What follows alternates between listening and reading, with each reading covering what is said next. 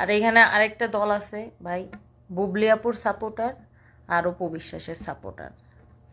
ভাই এখানে দ্বন্দ্ব তো বুবলি আর অপু বিশ্বাসের না, এখানে আমার হাজবেন্ডের একটা একটা পুরুষ মানুষের মানে কতটা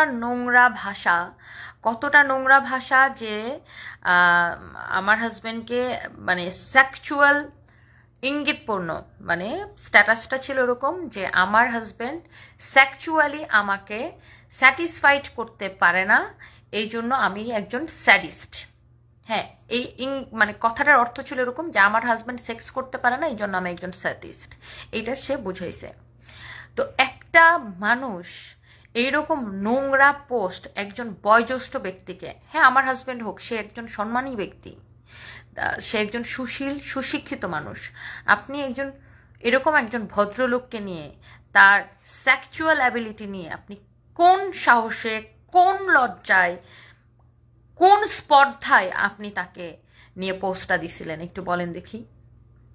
হ্যাঁ, আমার হাজবেন্ড সেক্স করতে পারে কি পারে না সেটাকে আমাকে ক্যামেরায় এসে দেখাইতে হবে?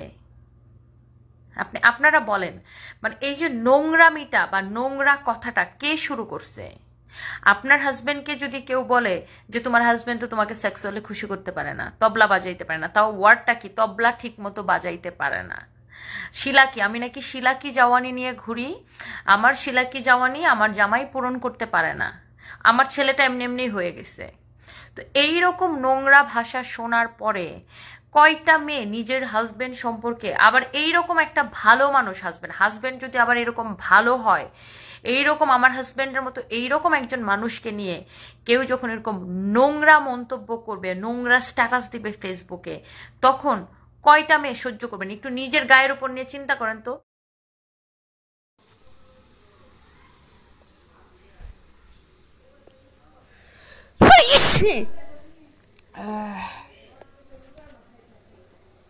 এবার মধ্যরাতে বাইশাকে নিয়ে লাইভে তনি, আসল ঘটনা ফাঁস করলো তনি।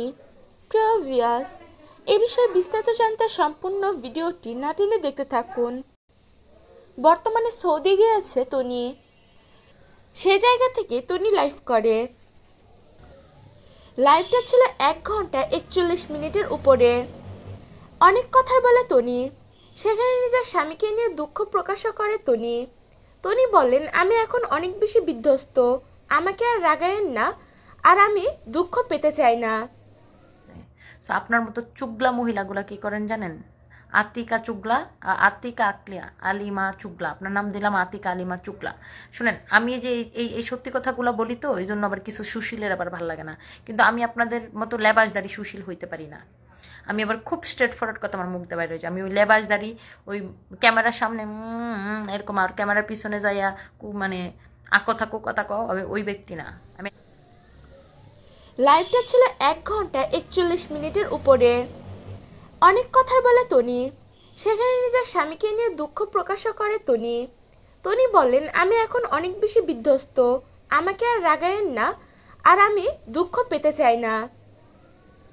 তনি আরও বলে, কিছু ইনফ্লুয়েন্সার তাদের টাকা দিলে তারা ভালো খারাপ সব প্রোডাক্টই ভালো বলে চালিয়ে দেয়, সব প্রোডাক্টেরই প্রমোট করে শুধু টাকার জন্য।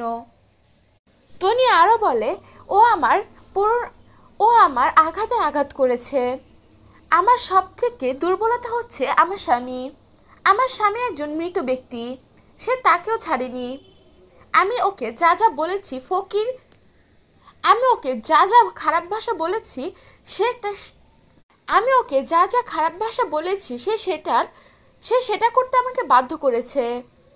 আমি তো প্রথমে কিছুই বলিনি, কিন্তু যখন আমার স্বামীকে নিয়ে নোংরা স্ট্যাটাস দেয় তখন আমি বলতে বাধ্য হয়েছি, কারণ তখন আর আমার সহ্য হয়নি কিছু। সব কিছু মেনে নিতে পারলেও আমি আমার স্বামীকে নিয়ে দুটো কথাও শুনতে চাই না। আমি এরম না যে আজকের পর একটা তনি আপু মুমিন হয়ে গেছে, জীবন আর ভুল করবে না। ভাই আমি রক্তে মাংসে মারা মানে গড়া মানুষ, আমার ভুল হইতে পারে, বাট আমি চেষ্টা করব, মানে আমার জীবনের সবচেয়ে বেশি যেটা দরকার, আল্লাহ আমার যেন অনেক ধৈর্য দেয়, আমার রাগটা অনেক কন্ট্রোলে রাখা দরকার, এটাই জাস্ট আমি এটাই আল্লাহর কাছে দোয়া করি, দ্যাটস ইট। বাট আমি এজ এ মানুষ হিসাবে আমি খারাপ মানুষ না, এটা জানি না রেখেন। আমি কোনোদিন কারো ক্ষতি চাই না, কোনোদিন কারোর ক্রিমিনালি করি না, কোনোদিন কারোর চুগলামি করি না, কারণ বদনাম করি না, গসিপিং করি না, কারণ আমার জীবনে এগুলো